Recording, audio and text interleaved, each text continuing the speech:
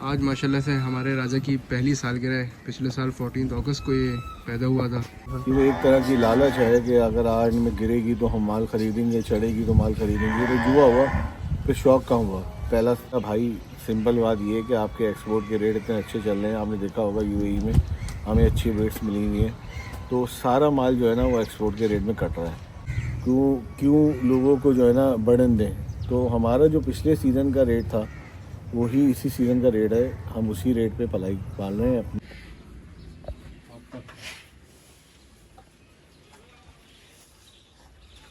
अस्सलाम वालेकुम। तो कैसे हैं आप सब? 14 अगस्त बहुत बहुत मुबारक हो आपको। बस हमारा भी सफ़र फार्म की तरफ है। मामा ने भी फुल किटिंग की हुई है 14 अगस्त के हिसाब से। मामा आपको एजेंडा बताएंगे। कल भी इंशाल्लाह आपको ब्लॉग देखने को मिलेगा। कल हम पंजाब जा रहे हैं परचेजिंग के हिसाब से। अभी मामा यहाँ से बताएंगे आपको। भाई सबसे पहले तो बहुत बहुत माजरत, आप लोग अब हमारे ब्लॉग्स वगैरह नहीं मिल रहे, इसलिए नहीं मिल रहे। थोड़ी सी मसरूफियात शौक भाई अवेलेबल होते नहीं है माशाल्लाह, जॉब वगैरह होते हैं वो। बाकी मैं कैमरा इतना अब उठाता नहीं हूँ कि ये कर सकें और काम में इतना मसरूफ रहता है, लेकिन फिर भी कोशिश करेंगे कि आपको एंटरटेन करें हमारे काम से, फार्म से और चीज़ों से। कुछ अपडेट्स दें क्या होंगी फार्म में, अपडेट्स क्या चल रही हैं, क्या प्लानिंग है, क्या हो रहा है आगे, जो सीज़न गया है उसकी क्या फीडबैक है, उसके आगे अब आगे काम कैसे करना है, कैसे लोगों के लिए शौक पूरा कराना है। तो इस ब्लॉग में कुछ डिस्कशन भी करेंगे शौक के साथ बैठ के, और चीज़ें भी दिखाएंगे, थोड़ा शौक भी दिखाएंगे अभी तक क्या है, क्या आने वाला है। फार्म भी रेनोवेट हुआ है मेरे ख्याल से, वो भी शायद रेनोवेशन हुई है, वो भी शौक आपको पूरा कवर कर दिखाएगा। बाकी ये कि कुछ जुड़े रहें, ब्लॉग देखें। कल इंशाल्लाह पंजाब जाने का प्रोग्राम है, देखते हैं कहाँ की है। अभी तक तो प्रोग्राम है, फिर पता चल जाएगा कौन कौन जा रहा है। तो क्योंकि डिमांड भी ज़्यादा है लोगों की। अभी मैं गया था लास्ट टाइम, जो गया था 7 का बाद से, वहाँ से जो माल लाया था तो मतलब फ़ौरन सेल हो गया था। और अभी थोड़ा रुक इसलिए गया, माल और लेके नहीं आया क्योंकि आपको पता है लंबी की पेंडेमिक चल रही थी। बिला वजह में रिस्पॉन्सिबिलिटी किसी की लेना, फिर खुदा ना खासा ऊपर नीचे हो जाए, तो थोड़ा सा फार्म को भी जो है वो क्वारंटाइन में किया हुआ था। अलहमदुलिल्लाह ऐसा नहीं है, माल तो हमारा सारा ओके, बट फिर भी एहतियात तो करनी पड़ती है, जिम्मेदारी है। तो जुड़े रहें, आगे अपडेट देते हैं शौक भाई आपको फार्म की। तो कुछ डिस्कशन करते हैं नेक्स्ट सीज़न के हवाले से, जो गुजर गया उसके हवाले से, और जो आगे आने वाला है। जुड़े रहिए मेरे साथ। बस फार्म पहुँच के आपको फिर फार्म की अपडेट देते हैं। अस्सलाम वालेकुम। थारो कैटल हम आ चुके हैं। अभी फ़िलहाल जानवरों को वंडा चल रहा है क्योंकि ये वनडे का टाइम होता है 3, 3:30, 4 तक का। आपको फार्म भी दिखाते हैं। अभी वंडा चल रहा है, जानवर भी फिर थोड़े दिखाएंगे इंशाल्लाह। और थोड़ी डिस्कशन करनी है हमें आगे आने वाले सीज़न पे भी। तो थोड़ा आपको ओवरव्यू देता चलूँ कि फ़ार्म की जो रेनोवेशन हुई थी, जो हमारी जगह थी पीछे की, ये देखिए यहाँ पर भी शेड लग चुके हैं क्योंकि जानवर बढ़ गए। यहाँ पर शेड लगे हैं।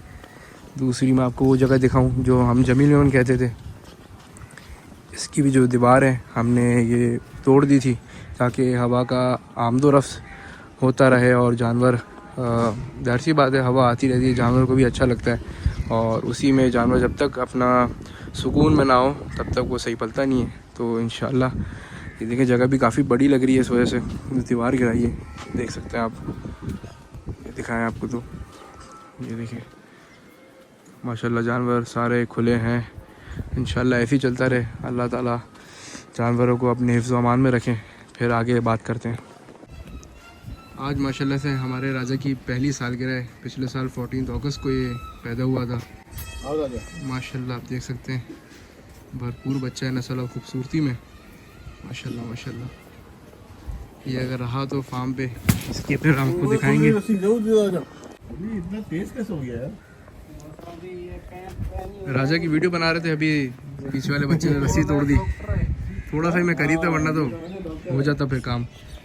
तो राजा को हम माशाल्लाह देख सकते हैं, माशाल्लाह माशाल्लाह। इंशाल्लाह इसको दिखाएंगे आपको पूरी। बहुत अच्छा बच्चा बनेगा ये, अल्लाह ताला इसको ज़िंदगी और सेहत दे। माशाल्लाह राजा, माशाल्लाह माशाल्लाह। तो मामा पिछले सीज़न के हिसाब से अगर बात की जाए तो जैसे ये मंडी अचानक ही गिरी एक तरीके से। पहले तो बहुत बड़े प्राइसेस मांग रहे थे, फिर एकदम से डाउनफॉल आया, पूरी मार्केट एक तरीके से तबाह हो गई, ये क्या वजूहत थी इनकी? यार देखो, वजूहात का मसला ये है कि मार्केट गिरी चढ़ी, हमें तो पहले बात ये है कि इसका ताल्लुक शौकीन वालों के साथ नहीं होना चाहिए। बिल्कुल बिल्कुल। कि वो एक तरह की लालच है कि अगर आज में गिरेगी तो हम माल ख़रीदेंगे, चढ़ेगी तो माल ख़रीदेंगे, ये तो जुआ हुआ, फिर शौक़ कहाँ हुआ? पहला बात तो ये। दूसरी चीज़ ये, मैं अभी मार्केट के हवाले से बात कर रहा हूँ, फिर हम अपने हवाले से बात करेंगे कि भाई क्या स्ट्रेटजी होनी चाहिए काम की, क्या है क्या नहीं है। दूसरी चीज़ ये कि मार्केट में अभी आप कितनी भी वो, अगर एक शौकीन बंदा 5 से 6 लाख या 10 लाख रुपए के अंदर की ख़रीदारी, जो एंड कंज्यूमर है वो 6 लाख से ऊपर, बहुत समझ लें कि 6 लाख तक जो है आपका 50 से 60% कस्टमर है। 20 से 25% आपका 6 लाख से 12 लाख का कस्टमर है। फिर उससे पर जाते हैं तो वो 10 लाख रुपए के 10% जो है वो 10 लाख से 12 लाख से ऊपर की ख़रीदारी करते हैं। अब आप एक अंदाज़ा लगाएं, जो 6 से 7 लाख रुपए जिसकी मैं बात कर रहा हूँ, वो अगर ख़रीदारी करेगा तो वो ये बोलता है कि कम से कम मैं जानवर का शौक़ 20 दिन 22 दिन 25 दिन पहले तो घर पे रखूँ। बिल्कुल बिल्कुल। तो उस दौरान तो आपको पता है मार्केट क्या चल रही होती है क्या नहीं होती, तो उस मार्केट से तो कोई ताल्लुक़ नहीं। उसमें अगर किसने लो मार्केट का माल कोई नहीं ले सकता। ये आप भी मंडी जा रहे हैं और लोगों को भी पता है। अब आ जाए मार्केट गिरने की वजह। मार्केट गिरने की वजह ये अच्छा, एक बात मैं आपकी थोड़ा बोलना चाहूँगा।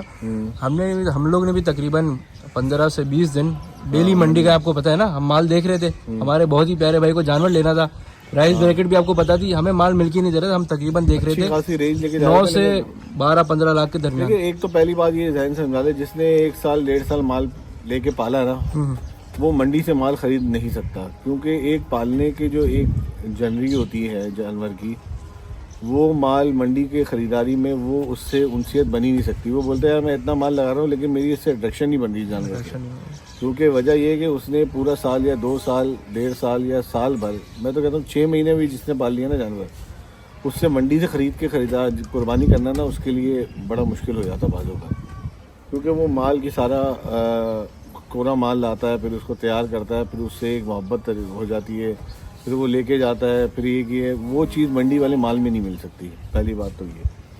दूसरी चीज़ ये कि मंडी में जो माल पेटा है वो क्या वजह थी क्या वजह नहीं थी।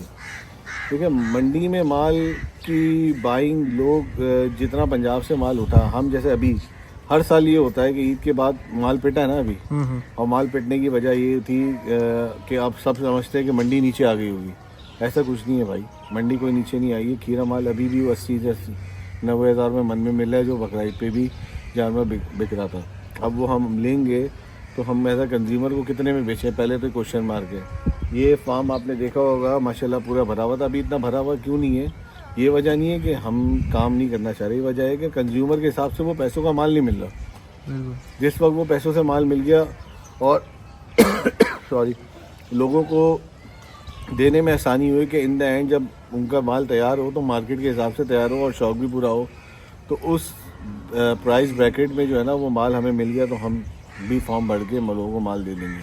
तो इसलिए हम अपने कस्टमर को बोल रहे हैं थोड़ा सब्र करें, थोड़ा थोड़ा माल जो रेंज का आता रहेगा हम आपको दे देंगे।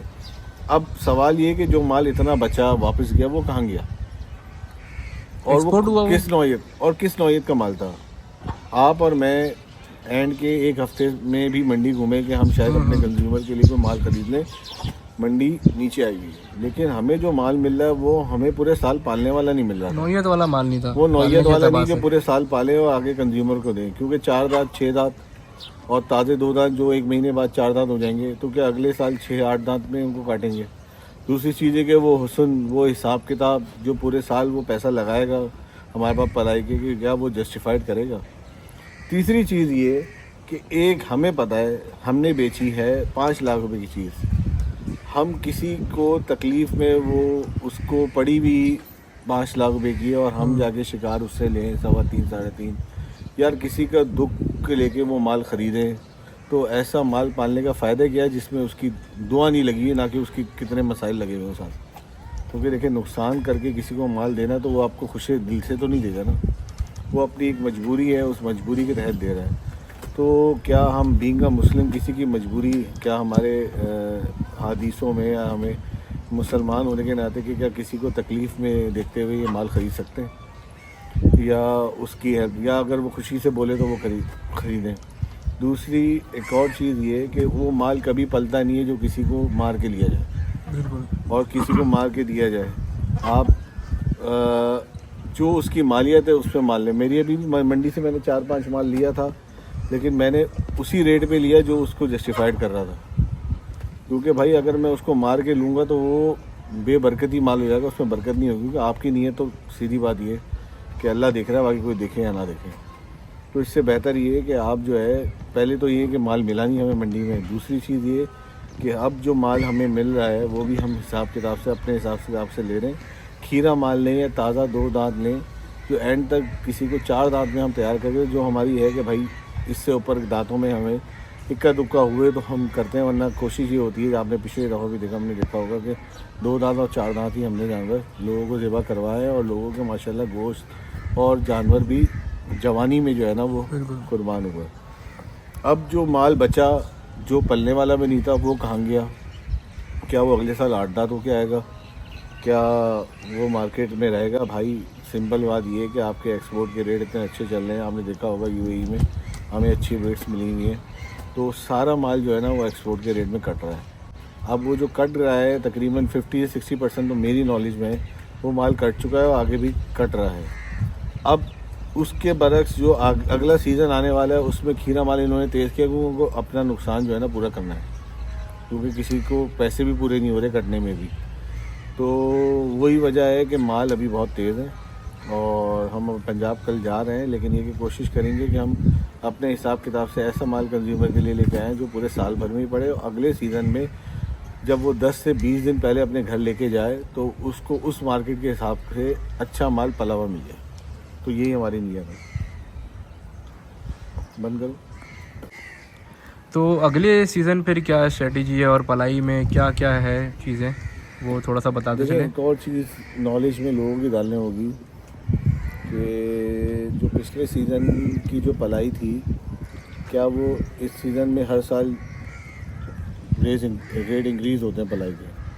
क्या थारो कैटल ये कर रहा है या नहीं कर रहा है रेट इंक्रीज़? देखिए, आप इस चीज़ से अंदाज़ा लगाएं, हमें यहाँ पे कमाने के लिए हम यहाँ बैठे नहीं हैं, हम तो शौक़ कराने के लिए लोगों के लिए बैठे हैं। अगर हम पालने के हवाले से देखें, हमारे पास जो कॉस्ट चना अट्टी की थी वो कॉस्ट पिछले सीज़न वाली ही चल रही है। अभी गंदम वो भी सीज़न है के हिसाब से चल रही है, छिलका वो भी चल रही है। तो ये सारी चीज़ें उसी रेट पे, तो हम पलाई क्यों बढ़ाएं? क्यों लोगों को जो है ना बर्डन दें?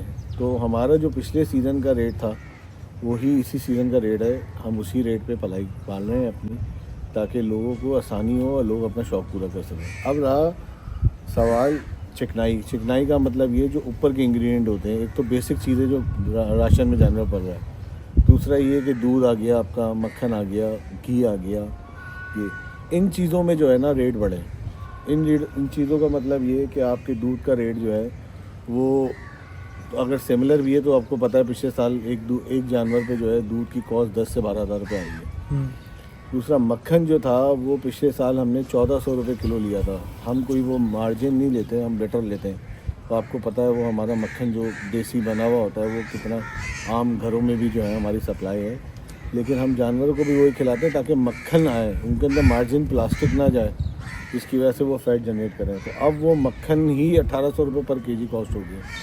तो आप ये बताएं कि अब ये जैसे मौसम आप देखें चल रहा है, अब इस मौसम के अंदर जो है अब हमारे मक्खन की, क्योंकि मक्खन हम देते हैं चेंज ओवर है मौसम के, गर्मी ख़त्म हो गई, तेल का टाइम हमारा अब ख़त्म हो गया, क्योंकि तेल का टाइम बहुत शॉर्ट होता जा रहा है। हमने जो अगले साल के लिए रोके थे उसको बकरीद से पहले तेल शुरू कर दिया था, क्योंकि गर्मी थी, और अब जाके तेल बंद किया है। और ये जो नए जानवर सारे आए उन पे भी हमने तेल अल्हम्दुलिल्लाह चला दिया। तो अब हमारा मक्खन जो है वो 3 महीने चलेगा, वो थोड़ा कॉस्ट हमें इफ़ेक्ट करेगा।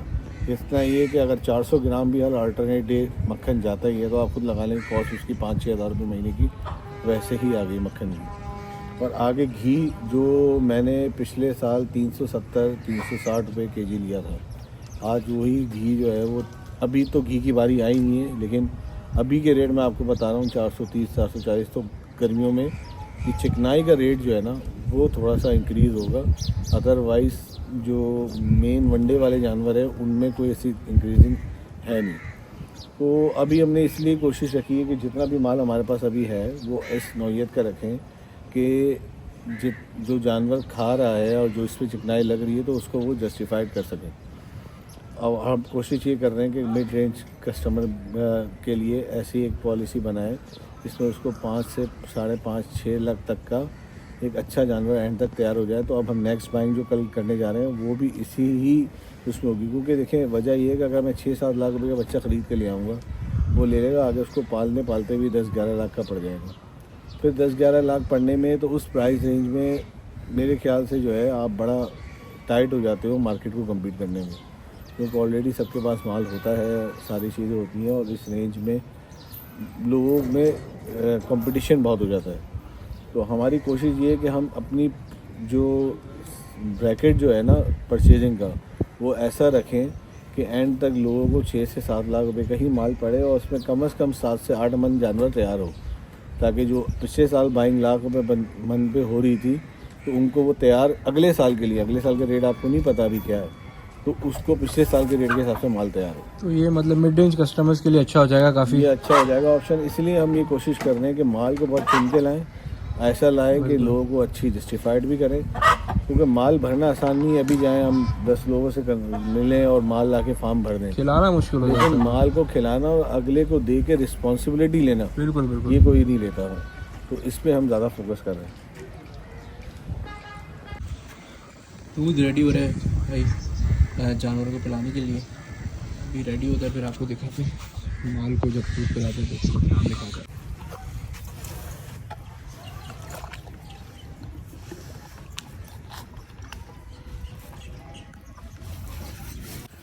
इसके बाद F2 की बारी आ गई दूध पिलाने की।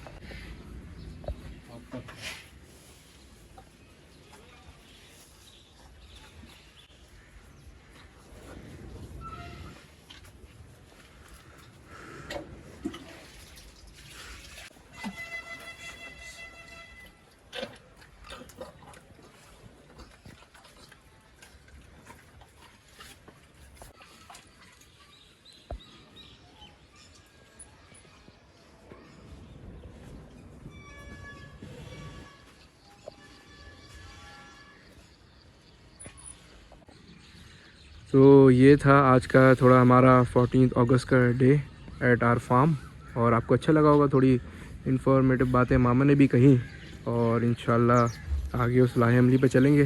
फिर आपसे इंशाल्लाह कल रात को मिलते हैं।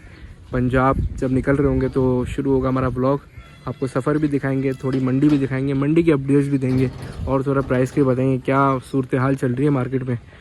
और बस यहाँ से हम जाते हैं। अल्लाह हाफ़िज़, जुड़े रहिए हमारे साथ ओनली एट थारो कैटल।